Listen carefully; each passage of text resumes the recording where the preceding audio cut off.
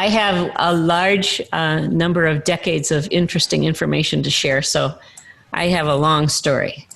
And the story has to do with the kinds of things that we've learned every decade, and hopefully we don't have to learn them twice or 3 times because we forgot them. I'm going to start in 1961, and this is in Houghton, Michigan, a small city on the Lake Superior, where 45 students from junior high school were spending a few weeks of the summer learning different kinds of science topics. And if you look, I am right there.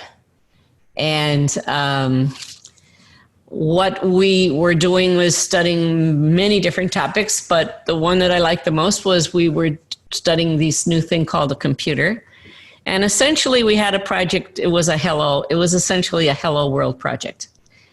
And after we wrote our code, we wrote it in some very primitive assembly language, and then we translated it to zeros and ones. And we put it, probably it was octo, could have been hex, I'm not sure. And we put it on punch cards, and we punched the zeros and ones into the punch cards. And we made sure that it was right, because we got into a bus and we drove for 2 hours to a place a couple hours away that had a computer, some early version of an IBM computer. We got one chance to take our deck and put it into the computer and see if it worked. And many of my friends that were in the project put their decks in and nothing happened. And I put my deck in and it printed out. And I was so thrilled. I think that's probably what hooked me for life on the whole idea of programming, because it was so much fun to successfully be able to tell the machine to print out, I think it was e to the n factorial or something like that. It was really cool. So that was in 61. At that time, technology was very primitive. So in 1964, this is what an integrated circuit looked like. And that's when the IBM 360 was announced, and it was built on those kinds of circuits. That was really the first seriously usable mainframe. In 1965, the very first electronic telephone switching system in the US was installed in Schenectady, New York. And you can see on the left, it was a pretty big affair. And this was replacing the electromechanical relay systems that did a really good job of transferring phone calls all across the United States, and to some extent over the ocean also. But you could call from New York to Seattle, and eventually your call would get through by that time. In 1968, there was a big meeting in Garmisch-Partenkirchen. It was the NATO Conference on Software Engineering, and they were worried about the software crisis, because people would say they could do something in a project and then they would not be able to do it. Now, whether it was a software crisis or a crisis of expectations, one could argue, but in any case, they spent a whole bunch of time and documented all of their discussions on talking about the software crisis. And this is where the term software engineering was coined. And from that time, I always thought of what I did as software engineering, because that's what they did. In fact, my boss's boss's boss's boss, or somebody like that high up from me, I'll show you where I was at the time, actually gave a presentation at this conference. And in 1969, after a decade of working on it, the Apollo the Apollo landed on the moon. And you can see the guidance computer there. It's 2 racks of hardwired boards plus a couple of displays. The little tiny display you see is a few buttons, a very small screen, and a few lights. So that's the technology that was around at the time. And in 1967, I graduated from college and I got my first job at Bell Telephone Laboratories. We were programming the #2 ESS system, which is the exchange system, electronic exchange system for relatively suburban areas, to replace the suburban ones. The very large ones for big cities was installed a couple of years later. And although I started working on it in 67 and it was well underway, it was actually first used in 1972 in nearby Illinois. Our design goal was to be as reliable as those electromechanical systems that were out there and approximately the same cost to install. The interesting thing is that the electrical mechanical systems were extremely reliable because if one relay went down, it didn't matter. You just use another relay. You get a whole bunch of them.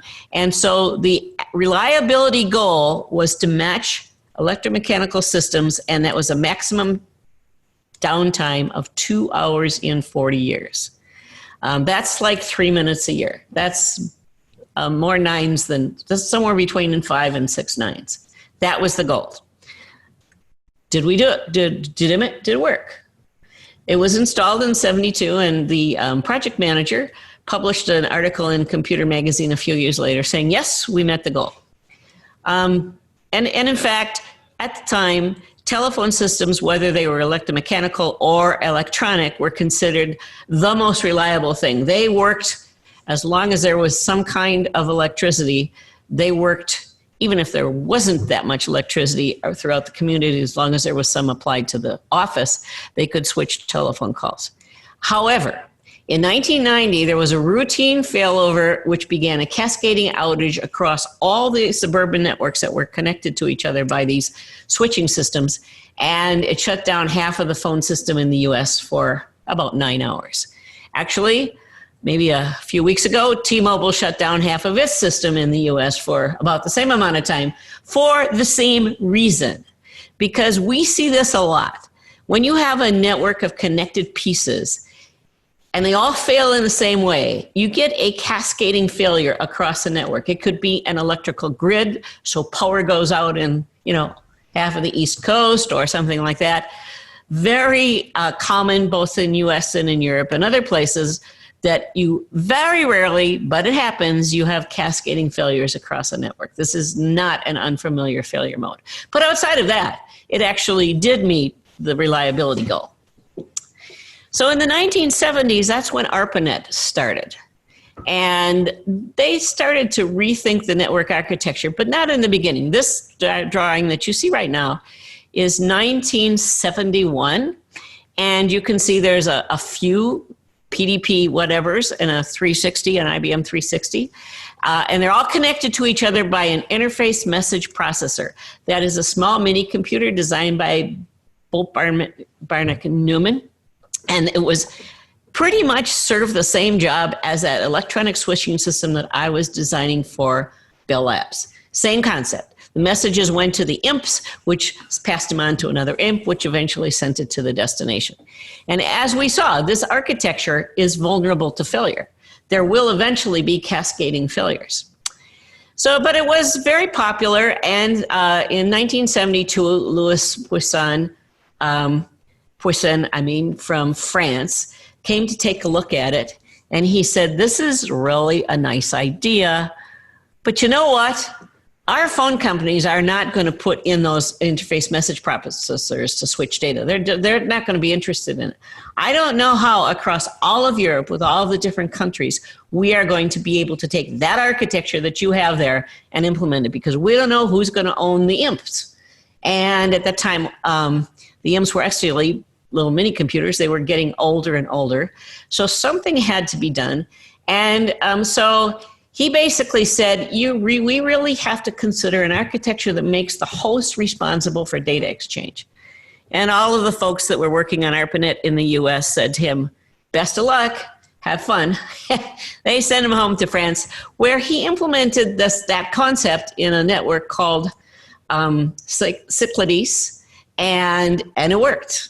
It worked so well that it was copied as the internet structure back here in the US by Vinton Cerf and Robert Kahn when they designed the TCP/IP protocol a couple of years later. So that protocol says every network has to stand on its own, no internal changes required, no information is going to be retained by any gateways or routers, which are what those IMPs are, basically. No global control at the operational level, and communications has to be on a best efforts basis. The reason for communication on a best efforts basis is because up till that time, every single message had to have an acknowledgement that it was received. And as you know, when that's required, every so often the acknowledgement doesn't get back, and you lock up whatever it is that you're trying to do. And when you have massive amounts of data being exchanged, if you require acknowledgements, you're also basically asking for lockups. So that was a brilliant architecture. It's to this day the basic concept of the internet. And the reason why it works is because it doesn't have those little message processors that are doing the transmission and messaging. So in the 1960s, here were the major themes that I saw. One is that architecture really makes a difference. You have to pay attention to it. And in fact, if you take a look at all of the time between the 1960s and now, most of the breakthrough innovations in the whole area of software engineering have happened around novel, new concepts in architecture. Taking the old tried and true ideas that everybody thought was just the only way to go and saying, well, it doesn't actually solve today's problems. We need to rethink the architecture. The other thing is that in 1968, in Datamation magazine, Conway published the thing that came to be called Conway's Law. And that basically says that the systems architecture and the organizational architecture are pretty much the same. The people who talk with each other are going to be the ones who have their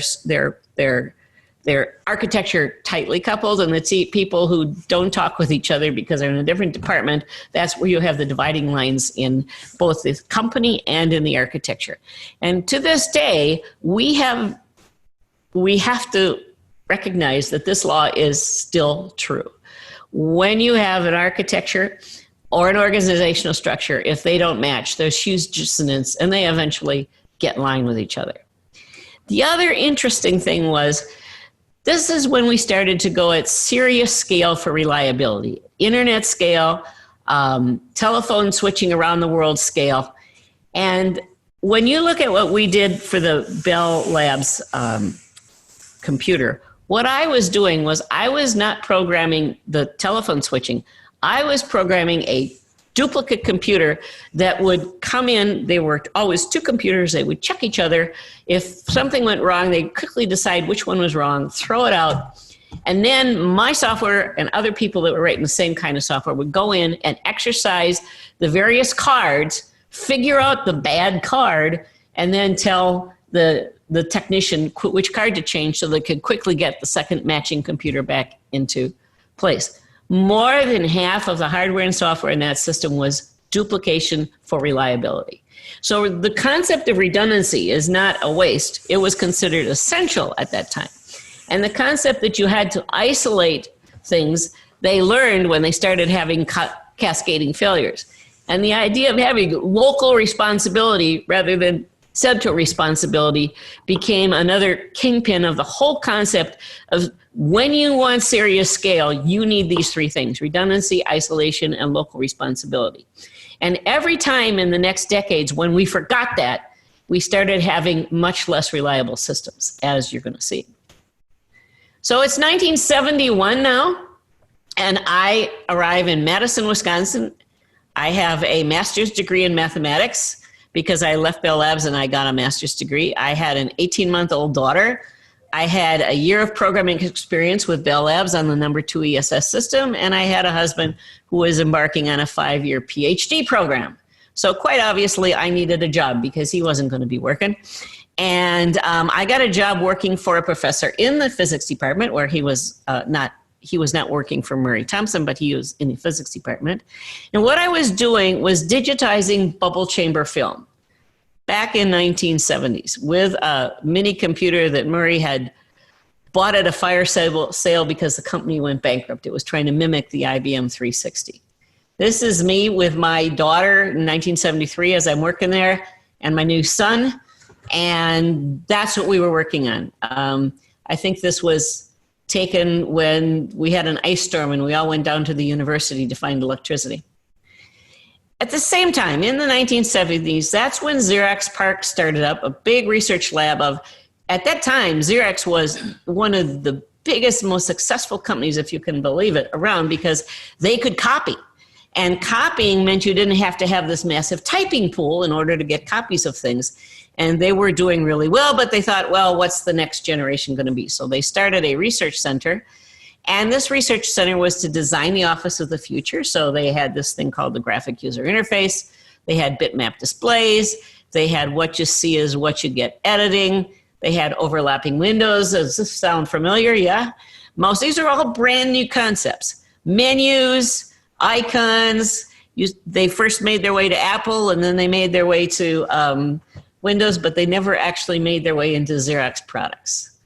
They invented the whole concept of interactive computing. They built the first personal computer. They invented desktop publishing and laser printing and the Smalltalk language, which if you take a look at the roots of Agile, most of the early Agile advocates had a Smalltalk background, interestingly enough. And they invented the Ethernet. Now, actually, Xerox wasn't able to commercialize any more than one of these. Does anybody know which one? It was the laser printing. Other than that, because that was pretty close to what they did with copying. Other than that, these were not commercialized by Xerox. They kind of made their way out into the world around Silicon Valley, and they were commercialized by other companies, especially Apple on the left and a lot of other hardware companies on the right. So let's look at the end of the 1970s. I moved to Madison, Wisconsin, or I left Madison, Wisconsin when Tom got his degree and moved to 3M, where I was a control engineer. And I was a control engineer because we wanted to control this kind of a process here that you're seeing with computers. And if you see right there, it's scanning with a beta scanner to make sure it's the right uniform, very thin thickness of coding. And they wanted to computerize the way that they did this. And since I had a lot of experience with Minicomputers, controlling equipment, they thought, oh, that'd be cool. That wasn't that much different than controlling the film that we digitized either. So around 1980, the kind of process control system I would design looked about like this. There'd be a Minicomputer, which I would program, and it would have an operating station, so the equipment operator would be there. And there was a place to store the recipes because different kinds of tape had different thicknesses and different recipes and different slicings and stuff like that. And we kept historical records. So that's kind of the base system. But along the Minicomputer was an interrupt bus, and out on the ends were PID, proportional integral differential controllers. Those were simply small analog controllers that had already been around for a long time that you plugged into the computer, and you controlled things like motor speed or pump or temperature on heaters or coolers or something like that. And those particular things were controlled by the local controller. And what my software did was send them set points. Here, bring this up to 75 degrees. And they would get back the speed, the flow, the thickness with that beta gauge, stuff like that. And there were also programmable logic controllers. Those were a way that people were mimicking electromechanical systems. And it's the way that those old Bell Labs electromechanical relay programs were programmed. So this allowed you to put in digital control for switches and for timers, and it was programmed with something called ladder logic. And my computer sent to those ladder logic controllers things like events, and then they would send back and say, okay, here's an event that happened, or something like that. What you see here is software which is basically event-driven. We were looking for things to happen and taking action based on that. It was basically orientated around objects, motors, pumps, heaters, coolers, switchers, timers, things like that. And we were aggressively into edge computing. We didn't call it edge computing, but if there's one thing we knew, it's whatever could go wrong was going to eventually go wrong, and you had to have a fail-safe environment. The only way to have a fail-safe environment was to have control right at the equipment, not back in some central computer. So there was no concept of central control. It was just like the internet, like the first Cyclades. It was the local controller had to be responsible because you couldn't count on the central controller to be around. So the themes in the 1970s. The first theme that I learned then was the theme of the responsible engineer. So this is what I learned, and my job was called engineer. Even though I didn't have an engineering degree, I certainly had an engineering job.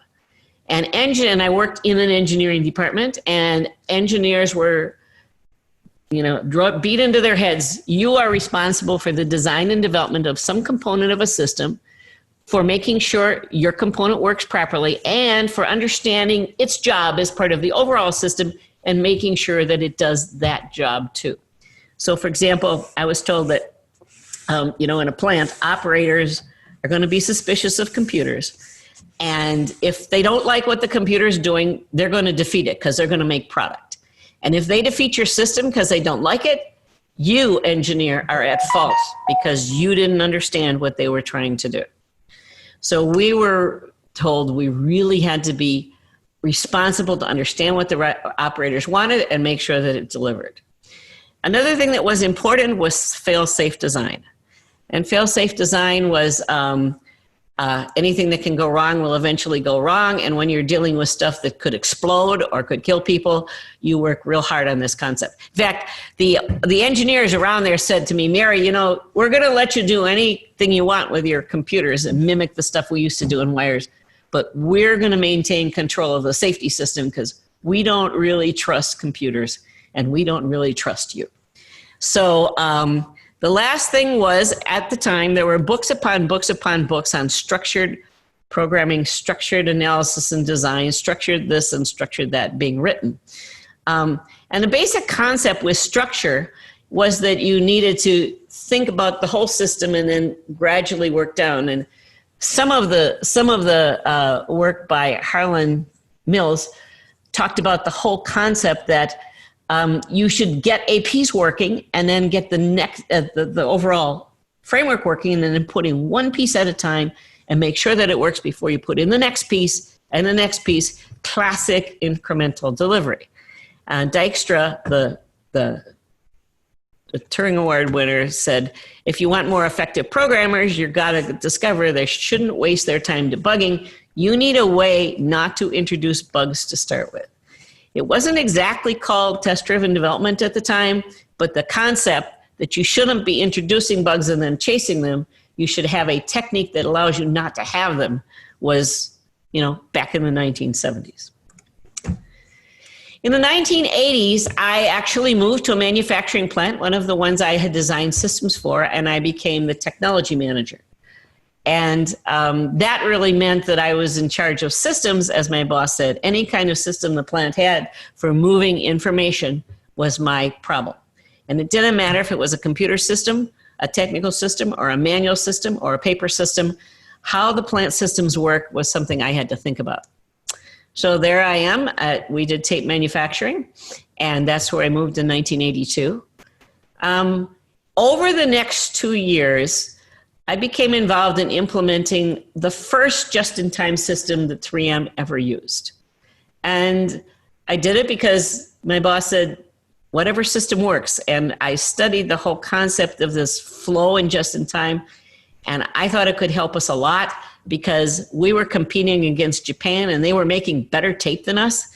And we were trying to figure out what they were doing. And this was what they were doing. They were doing this just-in-time thing. So we thought, well, maybe if we tried it, it might be good, and in fact, it was brilliant. We focused a lot on reliability, on quality, on safety, but we especially focused on flow because flow wasn't a real value.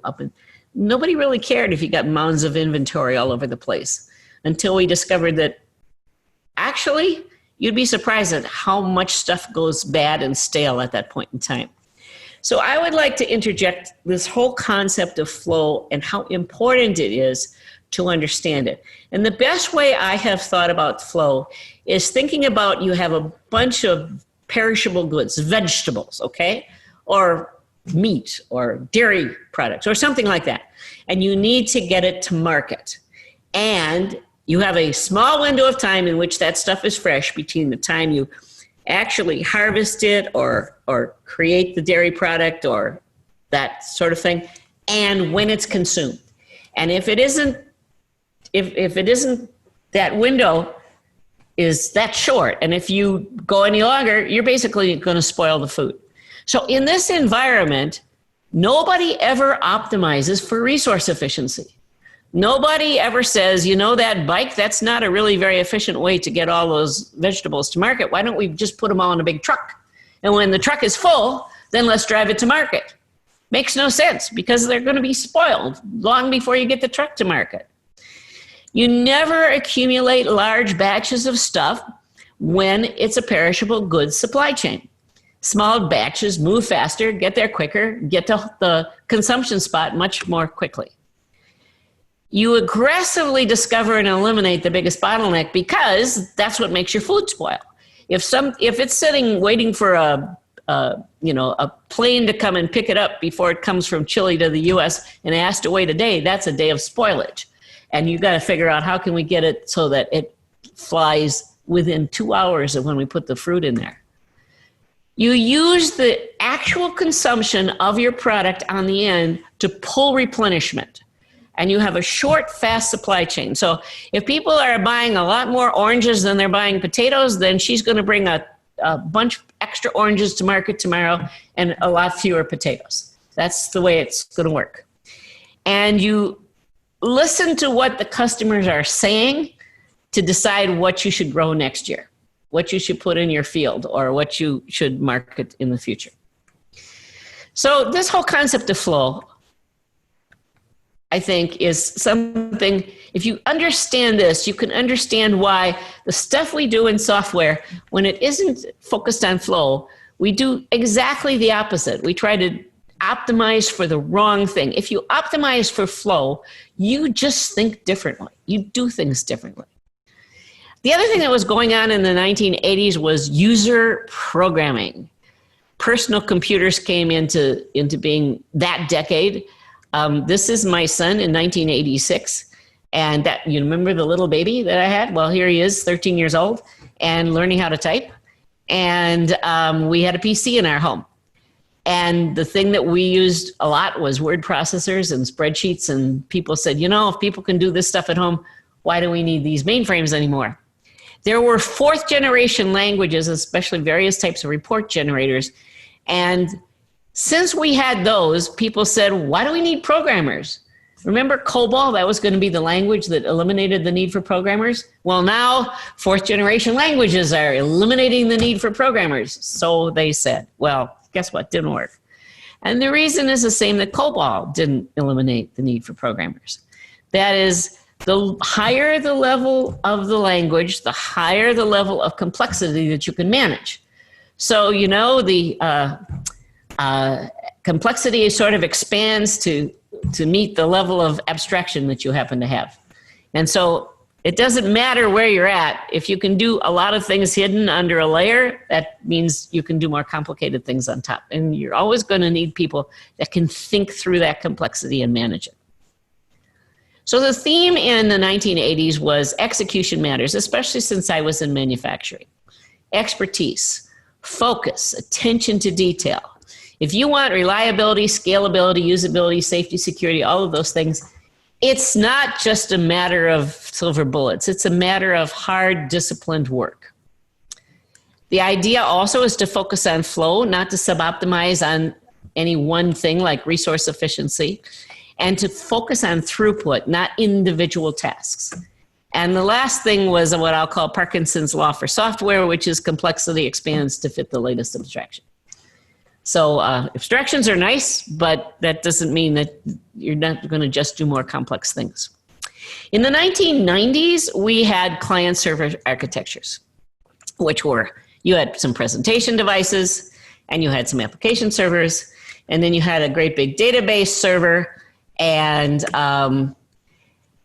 the reason for that, because every company had to have a big database server, was because companies were doing transactions. You know, if you were doing a banking transaction, you wanted to be sure that it was going to be accurate. And so we have what we call ACID transactions. And that means you have all the transaction in a single package. You don't split it up into pieces. You want to make sure that it reaches a valid state, so that's consistency, so atomicity, consistency. The I stands for isolation. So if you've got a whole bunch of different transactions happening, you want my transaction for my thing to happen in order, in the right time sequence, and not depend upon the other ones that are being transacted at the same time. And you want some permanent storage of the results, which is durability. And databases supplied that. And because databases supplied that, they were the thing that companies had to have very good transaction processing. And typically, that database was on a single server because of the CAP theorem. The CAP theorem said, you know, if you want consistency, availability, you can't have partitioning at the same time. You can't have multiple servers because you can't be both consistent across everything that you look at and instantly available if you have more than one server.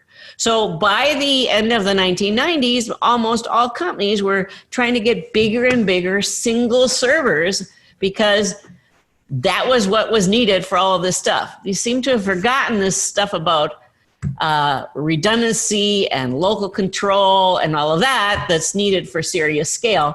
So they ran up against the edge of scale when they tried this strategy. In the 1990s, the other thing that happened was they ran up against flow problems because typically the delivery process had to deal with that whole database and anything that might happen to it. And so your typical delivery process in the 1990s had a release cycle of 6 to 18 months. Remember those days, anybody? And by 1999, I remember reading an article, can you believe it?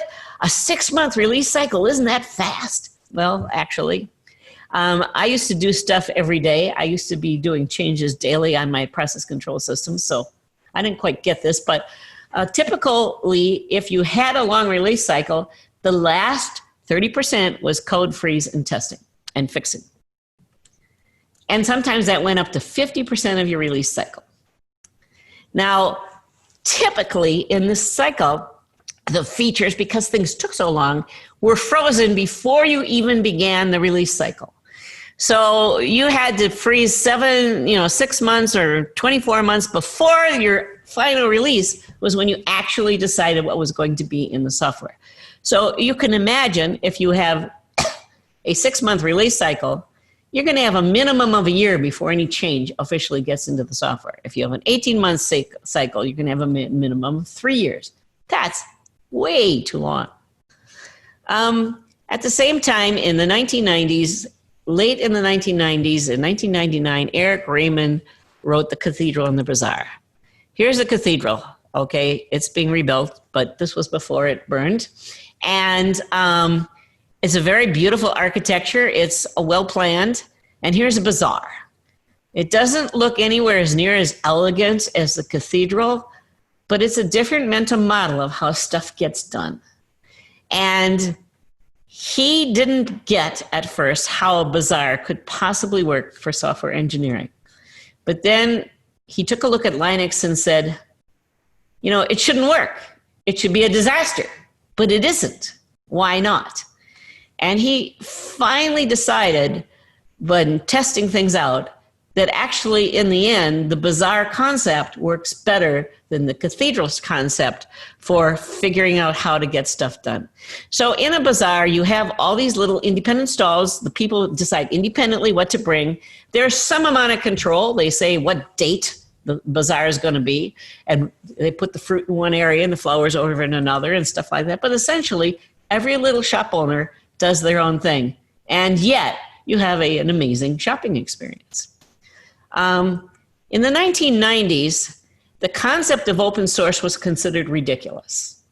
In 1991, a Helsinki student wrote an operating system just for fun, and that was something that, and in 1993, 8 developers from University of Illinois Urbana wrote something to help maintain their web server. What Linux operating system turned into was Linux, which was which IBM invested $1 billion in 1999. Also by 1999, the Apache Foundation was formed. Today, over 40% of all websites use the Apache web server. So open source became reliable, even though it really shouldn't have worked. And it's because the bazaar style actually worked better than the cathedral style. So in 1990s, we had two themes. Plan the work and work the plan. Use standard processes.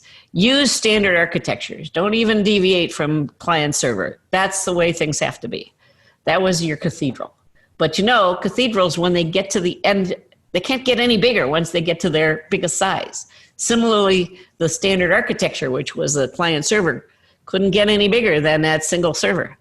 The bazaar and free and open source software was saying, we don't have process, we don't have plan, we have local responsibility, we have distributed databases, and guess what? It works better. And that was sort of a remarkable fight, tension in the whole decade. And by the way, in the background, there was this looming Y2K, and everybody figured the world was going to fall apart when the year 2000 came along. At least the software world was going to fall apart. Then we have the decade of teams. I guess I have to speed up a little bit. I should be going a little faster, which is, this is stuff that you're probably more familiar with, so I'll skip through it a little bit faster. So as you know, in 2000, Extreme Programming Explained by Kent Beck came out, and the Agile Manifesto was written in 2001 saying, you know what, this plan the work and work the plan stuff, I don't think so. We should do something better. And that's where Agile got its start. But I have to ask, we were building software faster, but we were not necessarily still building the right things. There was not that, how do we make sure we're building the right things part in the whole Agile development during that decade. The themes there were multidiscipline teams. That's where we really started thinking about having many different disciplines on, including devs and ops on the same team. Can you believe that? And wait, maybe we should have product too. So coordinating across disciplines is the hard part of getting something done. Coordinating inside of disciplines is the easy part. So if you put multiple disciplines on a team, that team does the hard part, coordinating across disciplines. We started having incremental delivery. In the 90s, everything was about long projects, long release cycles. That was what you did if you were professional, right? Well, it fell out of favor in the 2000s. And we started having proxies. These people called, in XP, it was the customer representative. In IT departments, it's called business. In Scrum, it's called the product owner. But these are proxies, people who are between the customer and the team developing the software. And that actually, interestingly enough, is different than the philosophy of responsibility that I grew up with as an engineer. In the 2010s, flow came back. And this whole concept of flow, we really didn't start the concept of continuous delivery until this book in 2010 by Jez Humble and Dave Farley called Continuous Delivery. And all of a sudden, this was focused on enterprises. You can do this. And then there was the DevOps handbook, and it was all about rapid flow of software from the time you write it until the time it's released. And when you think about flow, in the last decade that we just concluded, the biggest bottleneck was, what do you think? What do you guess? I'm going to propose dependencies. That's what keeps things from flowing. And when you come about thinking about dependencies, you've got this business architecture that, this is the enterprise architecture that looks like this. One system of record, massive dependency generator. That's what that big central database is. It's not only a limited size, it generates dependencies because every app has to go through there. And if one app changes a little bit of data, you have to test all the rest of the apps. And that's the source of our massive long release cycles. And so instead, we started saying, how about a much more microservice architecture that looks like this, where you have distributed data stores. When I first heard that Amazon didn't have a central database that had distributed data stores in its services, I thought, they're crazy. You've got to have a central database. But no, They actually knew something way more than I did, and that was you don't have to have a central database. You can distribute your data stores, and you do it a lot better. If you take a look at your right-hand side of this, that's very much like a smartphone architecture. You just put a smartphone under there rather than the cloud, and you've got almost the same concept. But we ran into a problem as soon as we started doing microstructured services. Now we've got all these teams doing all these independent things. How do we get the whole mission done? And so I propose, if you're struggling with that, you go back to another thing that we learned from long ago, and that's this philosophy of responsibility. That teams are not responsible for being autonomous, they're responsible for doing their part and for understanding how their part affects the whole and making sure that that's done. If you look at SpaceX, they have been able to do massive amounts of engineering, including getting recycled booster rockets and all sorts of things through this whole concept that they have individual engineering teams that have to understand their job in the whole mission. And that focus on individual responsibility of teams rather than process, as far as John Matroni, their launch director, is concerned, is the thing that makes engineering work. No engineering process in existence can replace the philosophy of responsibility for getting things done right and efficiently. So that philosophy of responsibility is something that I think comes out as a theme. But let's start with the other themes in the 2010s. One is to break dependencies. Think about architecture like the smartphone architecture rather than the client-server architecture, okay? New hardware, smartphones, how do they do it? That whole app concept, your apps don't talk with each other.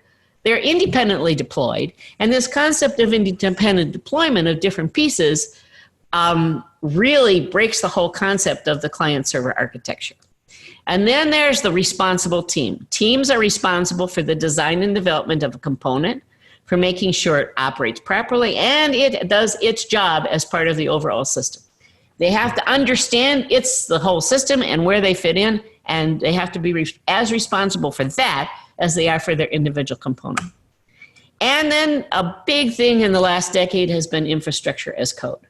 Whether it's the cloud replacing data centers, whether it's containers, whether it's serverless, infrastructure as code has changed the whole concept of where infrastructure fits in our big equation of how stuff gets done.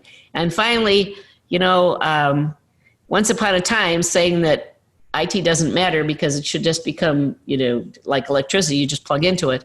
Data centers are right now. Infrastructure is just as basically like electricity. It's something you plug into as a utility. So it's 2020, and I'm wrapping up and about ready to take questions. I just have this one last slide, and that's, we're in a new decade now. And in my experience, every decade has a whole new mental model from the previous decade. And what was important last decade becomes a little bit obsolete. And what was important 2 decades ago is pretty much out of date. So if you start thinking about the Agile stuff that came in 2000 to 2010, and then the continuous delivery DevOps stuff that came in 2010 to 2020, you have to say, okay, we've crossed a barrier, what's next? And the other thing we've crossed is a great big black swan event, which has us all doing this online rather than in person. And what's next, I think, what we have to think about hard in 2020 is how do we prepare for black swan events? How do we get ready for those things that we don't really know are going to happen? And the lesson here is from Iceland. This is the pilings of a bridge. And you can see in the background, Iceland has a center of glaciers. And those glaciers, they have volcanic explosions. And the volcanic explosions melt the ice underneath. And eventually that melted water breaks through and finds its way to the ocean. And it generally comes down this one valley. It's a pretty big, wide valley. It has some farms and stuff, but every so often, it just completely gets flooded. And they have a ring road that goes all the way around Iceland, and when this flood comes, for historically and forever and ever, whatever road was there gets wiped out. So they build a bigger road, and it got wiped out. And they build a bigger road, and it got wiped out. Finally, they say, you know what? maybe we should stop trying to build bigger roads, and maybe we should realize that every few decades, our road is going to get wiped out. And why don't we just stockpile the necessary stuff to rebuild the latest bridge? And when it gets wiped out, let's be able to rebuild it real fast instead of trying to plan on a bigger bridge. And so that's what they do now. They know that this black swan event's going to happen sometime, and they are ready for it. And they're prepared to respond quickly when it happens. And that's what we have to figure out how to do. We have to figure out about resilience, because stuff happens. We have to figure out how to be really adaptable, which we're being today. And we have to figure out how to respond very rapidly when stuff happens. So, because when everything went into lockdown in March, let me tell you, the software people around here changed the supply chains like almost overnight, so that we could be doing stuff completely differently than we had been done 2 weeks before. And if you'd told them a month earlier that all these changes in software were going to happen to allow me to, for example, drive up to my grocery store and have them put the groceries I ordered on the internet into the back of my car without me, they would have told me I was crazy. It takes a year, 5 years, 3 years to make a change like that. They made it in 3 days. And it's that ability to respond quickly to the current necessity that we're learning this time, and that we're going to have to carry on into the next decade. So with that, I want to say thank you, and I think I am ready for any questions you might have. Okay, we have one from Caetano D'Araújo. What were the average sizes of the teams you work with on, and what size do you think is the most efficient? I like that question. When I did new products at 3M, and I did quite a few of them, our teams were about 30 or so people. That's how many people it took to put a new product on the market. When you considered the technical development in the engineering department, which we call the lab, the manufacturing development that was necessary. We had a cost accountant on the team. We had people from tech service to get ready for the support. We had a QA person, and if we were building a new process, we needed to have a process team. So we typically had a steering committee made up of, say, one person from each of the key functions, and that might have been 8 or 10, but the entire team was almost always 30 to 40 people that were invested in that particular product. When I worked with a company in Oslo, they were doing a lot of really good new product development, and they said that they've decided that for their products, the sweet spot for teams was somewhere between 35 and 75. Any bigger than 70 or 75 was too many people, but underneath 30, you really couldn't get the whole cadre of the different functions that were necessary to put their kind of products on the market. Their kind of products required, programming of chips and all kinds of stuff. There was about an 18-month process. And everybody on the team was dedicated to the ultimate success of the product. And yes, there were sub-teams that did different kinds of things, hardware development, software development, firmware development, and so on. And there was some orchestration at the top with a project manager, but fundamentally, they liked that size. So in a hardware software environment, if you take a look at SpaceX, how many people do you think it takes to put a rocket up? Or do you want to just consider the Falcon booster rocket as a single project? Or maybe not, because Falcon Heavy has 3 of them, and how do you coordinate across that? So I think team size has an awful lot to do with the architecture of the thing you are trying to deliver. In aerospace and space, you basically match your team to your systems architecture of your product, of your spaceship, for example.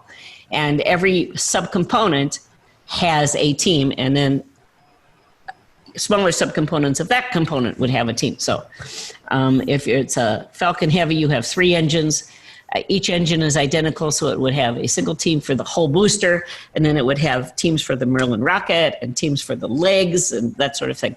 But they all would have to work together in order to make the thing work. So I know that if you get more than, say, 7 people around a table, that you have a table that's going to break into more than one discussion. That's pretty clear.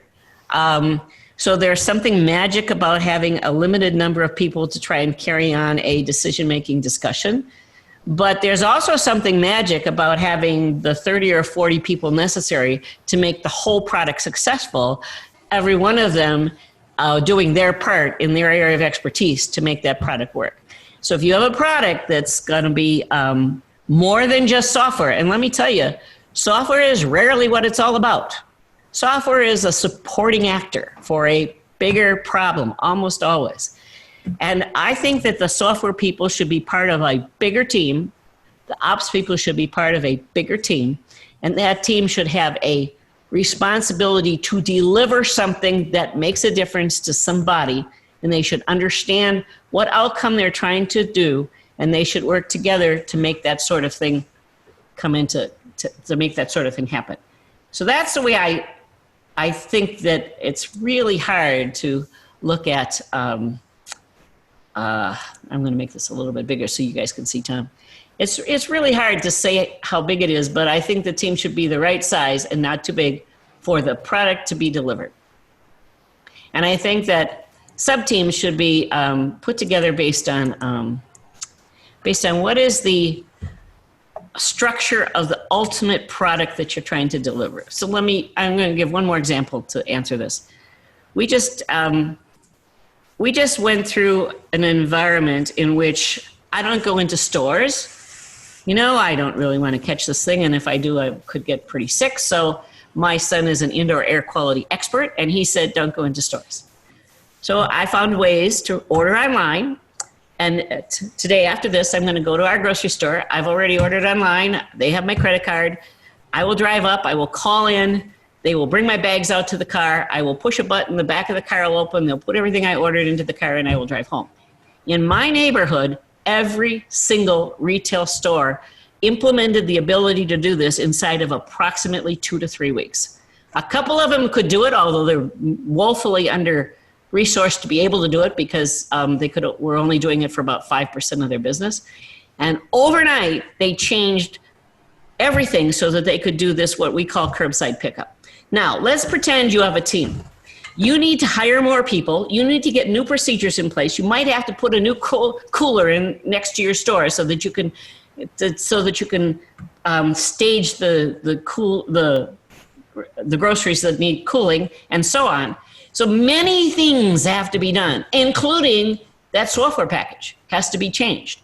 There have to be ways to put the inventory, keep the inventory up to date, get it online, get it visible to me. How do they deal with the fact that there might be stock outages? All of that stuff has to be put together into a software package along with a logistics package in the store to make this work. Now, if they did that in 2 or 3 weeks, you got to believe that the teams that they had were teams of approximately 5 to 10 people, including personnel for hiring, including software people that were going to make the change, and so on and so on. But they weren't big teams, but they got the whole job done in a few days, and they knew when they were done and successful. And after they got the first one staged out there and they started getting feedback, they kept asking me, what's wrong with this? How can we do it better? And they kept improving so that now there's a very nice way to go shopping. And that was a team. And I'm sure every one of those little stores or big stores or chains had their team, their curbside pickup team that said, get curbside pickup working like tomorrow. And that's a team that knows what to do, knows when they're successful, and can get feedback as a group. And all the processes that we put in place to get between us and our objective, I think shouldn't be there. I think we should have, here's what has to happen. Here's a team that's doing it.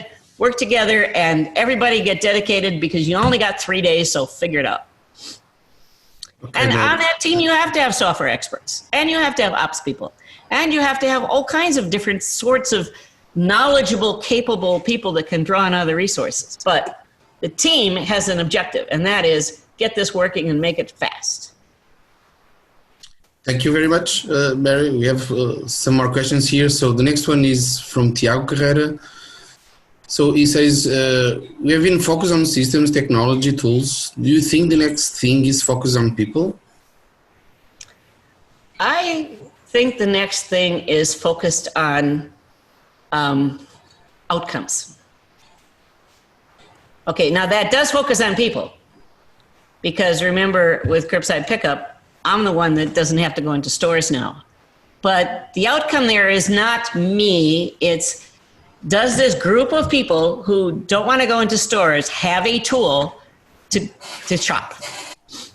And can they shop at our store and our store be successful because we've got a really good thing online?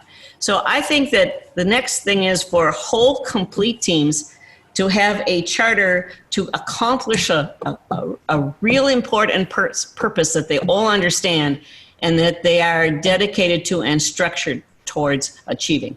I think in IT, in general, we have way too much history of moving the technology off away from what some people call the business. And I just think that's wrong. We've got to stop doing that.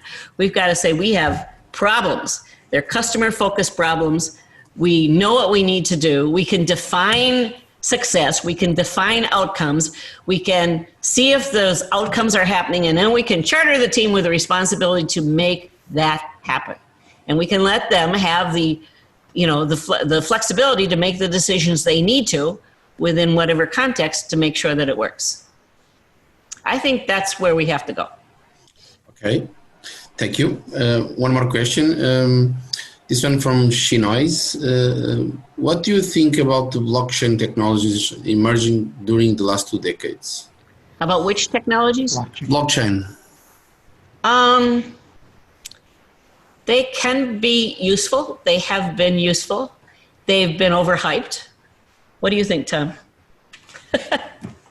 They're essentially a different way of managing data. I haven't seen anything terribly important emerging yet. It's largely been a speculative investment scheme that has consumed an enormous amount of electricity, but I haven't seen results that match the amount of electricity that's been consumed. As a technology for replacing currency, I'm skeptical. As a technology for tracking events, tracking agreements, and so forth, there's potential there. But I don't think it's going to be something that most of us are going to see impacting our lives very directly. Okay, very interesting answer. Another question. So, on reflecting your experience on bringing in just-in-time at 3M, what is the single most valuable learning you had about bringing in change and motivating teams to adopt new mental models of ways of working? So, a long question. Well, at our manufacturing plant, fortunately, our just-in-time implementation predated all the consultants and all of the engineering folks that knew how to do it. So we had to figure it out for ourselves. So what impressed me the most was, so I was in a management team of about 8 people, and what my boss, the plant manager, said was figure out a way to explain it to these 8, because you got to get the production superintendents online. And so I figured out a simulation to do. And they bought into it with this like paper cup simulation. And they said, we've got to get our general supervisors to understand this. So we did the simulation for the general supervisors. It was like lay the whole plant out on a table and then simulate moving a product through and simulate a pull system. And then the production the general supervisors did the simulation themselves and figured out what we were trying to achieve and saw the changes in the simulation. And they said, oh my, we got to show this to the shift supervisors because, we can't really make anything happen. So they showed all their shift supervisors, and it was round the clock, 3 shifts, the simulation, and they worked with them until everybody understood what we were trying to do. And then the shift supervisor said, well, this is going to be really complicated. We've got to let our work teams figure out how to make all this change and, how do you do cards and how do you know when to move stuff? Because I was going to pull all my scheduling computers out, turn them off. And they had to have a system in place to make everything happen, and it was going to happen overnight because we couldn't figure out how to do it gradually. And so then all of the people on the floor worked with their shift supervisor to figure out how their area was going to work in this new pull system. And after some months, we finally did a cold turkey cutover over a weekend. And over that weekend, we went from at the week before, we were averaging about 55 to 60% pack out against weekly plan. And we went to about 90% the first week, pack out against plan because of the pull system. Now, things were not perfect that first week, but guess who designed the system? The people who were using it. So guess who knew when things went wrong, what they needed to do to fix it? The people who designed the system, who were the people who were using it.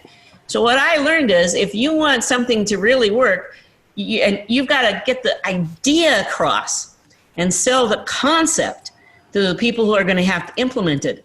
And then you have to work with them while they figure out how they're going to make it work in detail, because there's so much detail in massive changes like that. And so rather than have some experts come in and tell us what to do, most of which of those failed, we basically figured it out ourselves based on where we wanted to be and some general principles. So the management's job was to set the vision and to show why it was important. And then all the way down the chain to the very, to the person working on the floor, figuring out in detail how their area was going to run and how it was going to work was the only way it was able to be successful. And it was very successful. But it took some time for everybody to figure it out. But we had a simulation and techniques where we constantly said, we need to do this. Here's why we need to do this. Here's why it's important. And we need to figure out how. And you guys are the only ones who can figure out how because you're doing the work. And I've never seen a serious change work other than that. The plant manager said, the companies in Japan are eating our lunch. You want to keep your job, we have to change. And here's how we believe the change should be, and here's why. So this has to happen, but you guys have to figure it out. And that message, everybody bought into, and they worked really hard to figure out how to make it work, and it worked brilliantly. But I haven't seen too many people say our just-in-time cutover worked brilliantly. And they said, the consultants came in, they told us what to do, and it didn't work. Well, of course it won't work. Even ours didn't work at first. But the people who were doing the designing were right there, able to make the changes. So you need to let change be figured out at the worker frontline level. So strategy can come from higher, but the actual detail, figure out in detail how to make this change work, has to come from the ground. That is an instance of responsibility-based engineering, where the frontline people have the responsibility for making their part work. The other half of that story, though, is just as important. And that other half is that they replaced push with computers calculating what to do next and telling every workstation what to do and when and how much, with the idea of pull. And that is the fundamental strategy change beyond the responsibility-based engineering that enables the whole thing to work. And it's still dramatically applicable today. If you want to make a change, you don't tell people this is the change we have to make. You say, these are the results that we need. Here are some techniques that will help us get there. And then have the people doing the work actually figure out how to apply those ideas. They're connected together with the chain of pull, where the final product that's needed, that's ordered, causes the shipping and the packaging to be prepared. The shipping and packaging causes the right kind of tape to be manufactured. The right kind of tape being manufactured pulls the magnetic particles and the adhesives and the film from their supplies and so forth all the way back. And you always have what you need because you get it as soon as you need it. Okay, thank you, Mary and Tom. Do you have time for some questions? Because we keep having more questions. It's middle of the day here. Okay. So another question, a long question. So this is from Paul Simões from Brazil. So I have confidence in good architecture. During the last 4 or 5 years, we watched a hunt of of architectural concepts and architectural leadership for a product delivering, saying that architecture is a bureaucratic and a necessary step. When you say adaptability, resilience, I saw good architecture, but some people defend that is not quickly for you. I just missed the last couple of sentences. So he's seen people when say... you say adaptability, resilience, I saw good architecture, but some people defend that is not quickly. So for you, it's like cap theorem. If you want velocity, we should avoid applying the architecture phase. What is your thoughts on this? Should we discard architecture or not? Architectural design. If you don't have a fundamental architecture to support, for example, to support independent deployment, then you're never going to be able to move fast. So there's certain architectural fundamentals that have to underlie strategies. When you have an architecture which tightly couples everything and requires and it creates massive dependencies, if you don't fix that architecture, none of the rest of the stuff is possible. Not DevOps, not nothing. And so you have to attack an architectural problem with a new concept, but it doesn't have to be perfect. I mean, the ARPANET wasn't perfect when it came. It started with those crazy imps, which they eventually got rid of. And it was a tricky thing to force everybody into TCP/IP, actually, and away from the network connecting boxes. But the whole underlying concept of ARPANET was so different than the way that people thought of computing up until that time. So there is a certain amount of fundamental architectural vision that underlies the ability to move forward. And if you don't have it, then I don't think you can move forward. On the other hand, architecture isn't permanent or perfect, and it's going to be replaced in a decade or two anyway, no matter how good it is. So it's not a one or the other. It's a sort of an interactive thing. You can't just design an architecture in a vacuum. You actually have to start doing stuff with it to find out what's wrong with it. And if you look at the great architectures that were developed, that's the process that they went through. If you watch how ARPANET took, 20 years to evolve into what it became, that was an architectural exercise.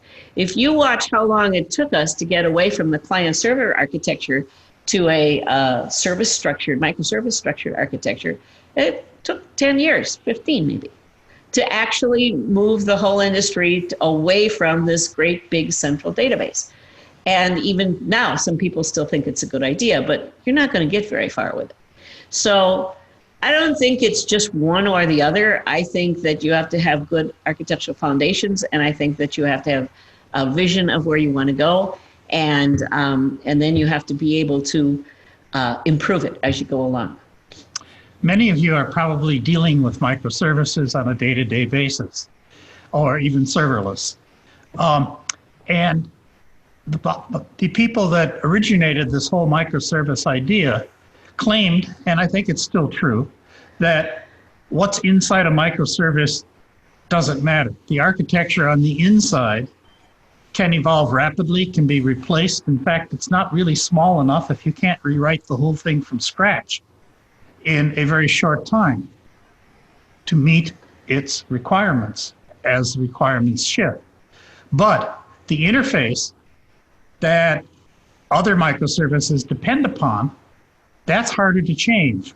And I imagine that many of you are dealing with all the issues of orchestration and microservice versioning and all the rest of that exist at a higher level that allows these various parts to work together.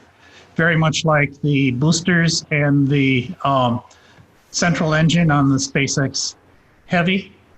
Each of them has to work separately, but it doesn't matter unless they also work together. So you need a certain level of architecture in terms of what microservices are going to meet our needs now, and what goes on inside the microservices or the serverless implementation is a whole lot less important. Okay. Thank you again. One more question. So This is from Kevin Duffield from Scotland. Do you think that we will see a form of professional licensing becoming required for software engineering, similar to doctors and lawyers? I would look to civil engineers instead, as opposed to doctors and lawyers.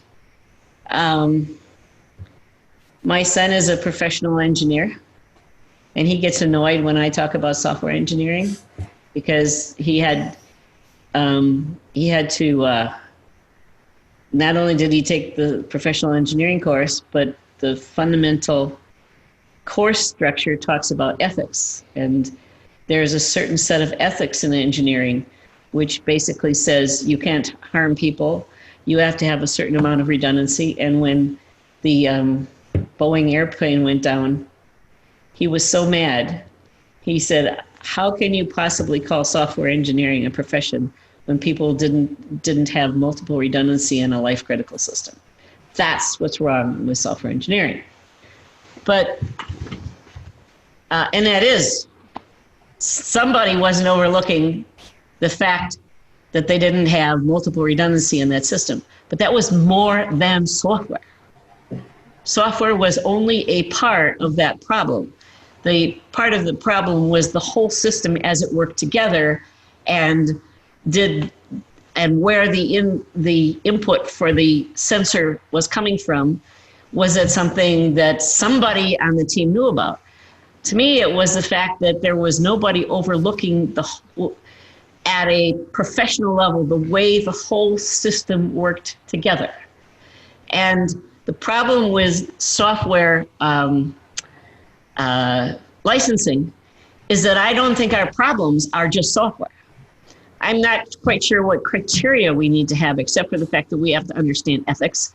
We have to understand responsibility in the way that any engineer has to understand ethics and responsibility. And we have to know how to work together in bigger teams that include software, but are not exclusively software, that create safe systems that move the mark of the interesting stuff that we can do to more elegant systems. And that's what engineering is about, is creating more and more elegant systems that are yet safe.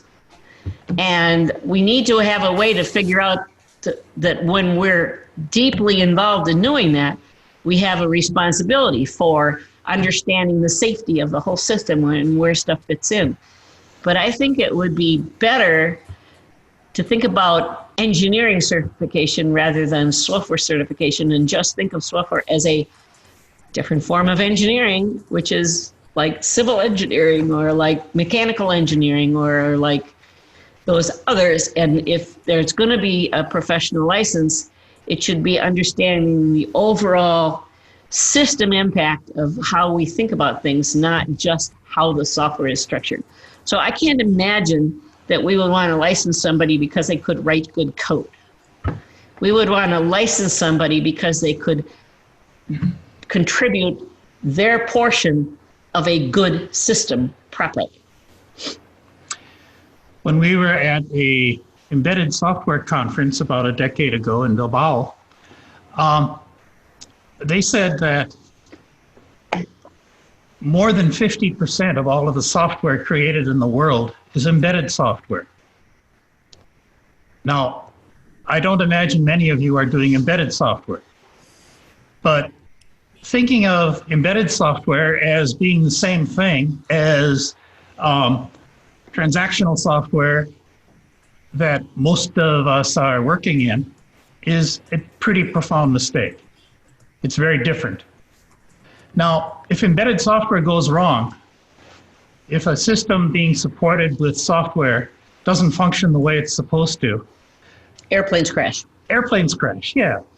Is the problem the software? Or is the problem the system that drove the whole thing? I think that generally the issues are not software. The issues are instead systematic. What's driving decisions?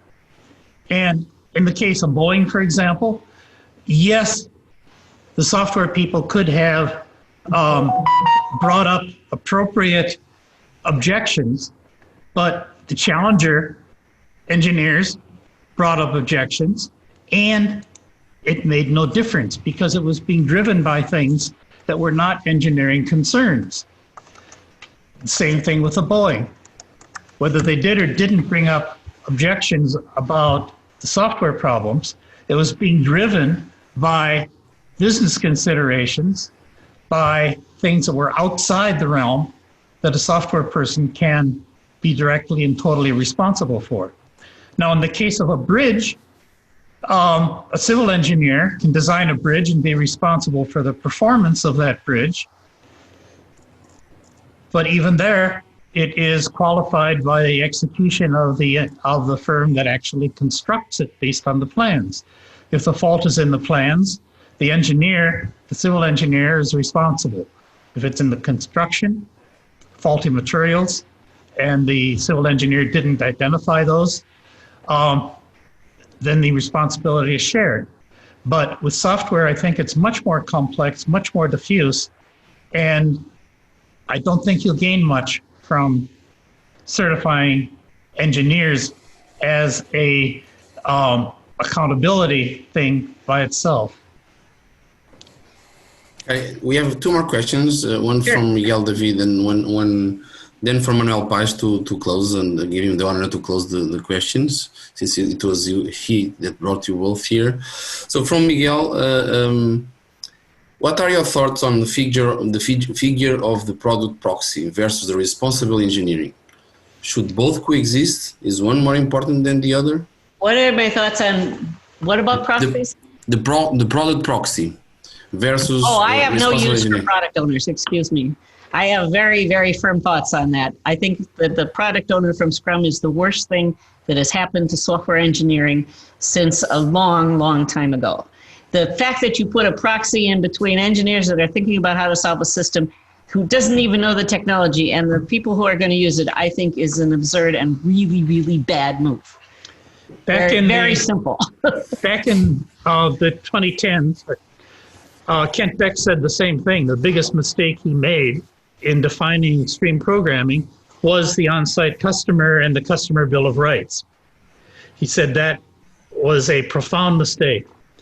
Just within the last 6 months, Mike Cohen has said, I think maybe this product owner thing was a mistake, that we shouldn't be doing this. He said, if teams can come up with good technical solutions, why can't they come up with good product solutions? If we can trust teams to come up with the right technology, why can't we trust them to come up with the right products? If we can trust teams to think, why can't we trust them to think?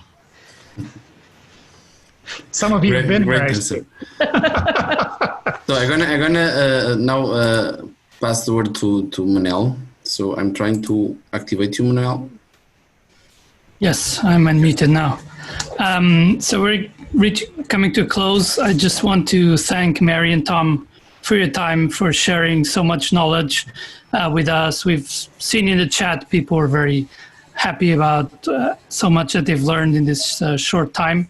I loved how you gave an overview of this 6 decades and the way that you explained certain ideas. We also were saying is brilliant, and things like flow. Sometimes it's hard to, the idea makes sense, sometimes hard to communicate. So that was very helpful.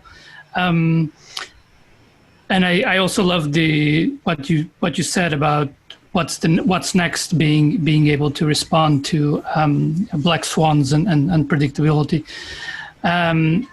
So I have one last question to close. It's very simple for the two of you, Mary and Tom. Which of those 6 decades do you remember more fondly? For you don't have to explain why. Always the last one, I suppose. I don't know. Which one, Tom? You got a favorite? I think the next one.